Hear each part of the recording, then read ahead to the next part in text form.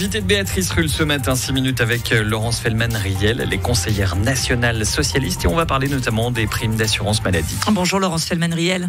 Bonjour. Merci d'être sur Radio Lac ce matin. Le Conseil fédéral a donc mis en consultation hier un projet pour renforcer la transparence dans la fixation des primes maladie. Et parmi les mesures, les cantons devraient pouvoir enfin donner leur avis. Enfin, Laurence Feldman-Riel.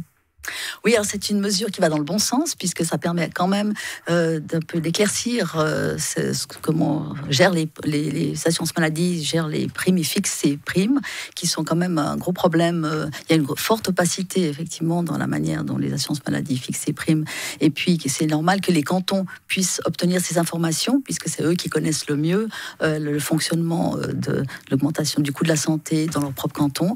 Cela dit, ils auront le droit de donner leur avis, mais ça ne sera pas encore décisionnel. Mais c'est un pas dans la bonne direction qui va quand même pas régler toute la question du fait que les primes d'assurance maladie sont beaucoup trop élevées pour la plupart des gens et qu'elles sont toujours fixées de manière injuste, que vous gagnez 500 000 francs ou vous gagnez 80 000 francs par année, vous pouvez payer la même prime.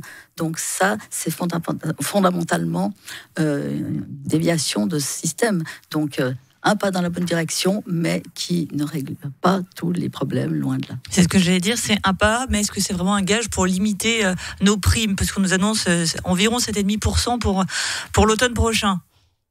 Alors, certainement pas. En tout cas... C'est un effet dissuasif, en tout cas, peut-être pour les caisses. Oui, qui devront effectivement un peu mieux clarifier comment ils gèrent l'assurance, les primes qui sont liées à l'assurance de base, et puis les complémentaires, parce qu'on sait aussi qu'il y a des fois des échanges. Comme par hasard, c'est toujours les primes qui sont liées à l'assurance obligatoire des soins qui augmentent de manière vertigineuse, et puis les complémentaires sont relativement stables. Donc, comment ça se gère, on ne sait pas. Après, il y a aussi la question, comment les assurances maladie utilisent la publicité. Grâce à nos primes, ils font de la publicité pour alimenter cette pseudo-concurrence entre les différentes assurances. On nous fait croire qu'il faut changer d'assurance pour pouvoir diminuer sa prime pour une année. Alors, on sait qu'on le fait, les gens ne le font pas suffisamment, mais qu'en même temps, ça fait un peu le yo-yo. Une diminue, l'autre augmente l'année suivante. Donc, de nouveau, c'est un peu un emplât sur une jambe de bois. Mais c'est quand même bien que les cantons puissent obtenir ces informations. Il y aura aussi une coordination entre les cantons et puis pour pouvoir un peu mieux piloter les coûts de la santé dans leur propre canton et puis avoir peut-être une vision un peu plus globale. Dans le même temps, les HUG, les 5 autres hôpitaux universitaires du pays ont lancé un véritable cri d'alarme. C'était mardi. Ils demandent une augmentation de 10% des tarifs versés par les assurances maladie pour couvrir leurs coûts. On ne va pas se mentir. On peut entendre que les coûts augmentent et que les hôpitaux aient besoin de davantage d'argent, mais in fine, c'est vers nous que ça va augmenter aussi. Alors, c'est vrai qu'on a aussi un système de santé qui est de bonne qualité, il faut le reconnaître. On a des hôpitaux universitaires qui sont à la pointe aussi de la recherche, qui nous donnent de bons soins, mais qui deviennent effectivement excessifs. Il faut voir aussi qu'il y a le côté ambulatoire qui est payé par les primes d'assurance maladie, enfin nos primes, et puis que du côté des hôpitaux, ce sont les cantons qui alimentent le financement des hôpitaux. Donc là, il y a aussi une réflexion pour avoir une certaine uniformité entre les deux systèmes, mais c'est vrai aussi qu'on devrait favoriser plutôt le système ambulatoire et puis avoir de nouveau une vision à plus long terme, et puis éviter cette concurrence entre les hôpitaux. On les oblige finalement à devoir devenir de plus en plus performants. Donc en fait, ils prennent aussi les patients qui leur apportent le plus. Et puis ça ne veut pas dire que les autres sont mal soignés, mais il y a quand même les cette opérations concurrence qui est effectivement un peu malsaine. Donc c'est normal qu'on exige beaucoup d'eux, mais qui demandent aussi en contrepartie peut-être plus d'efforts de l'État, de la Confédération.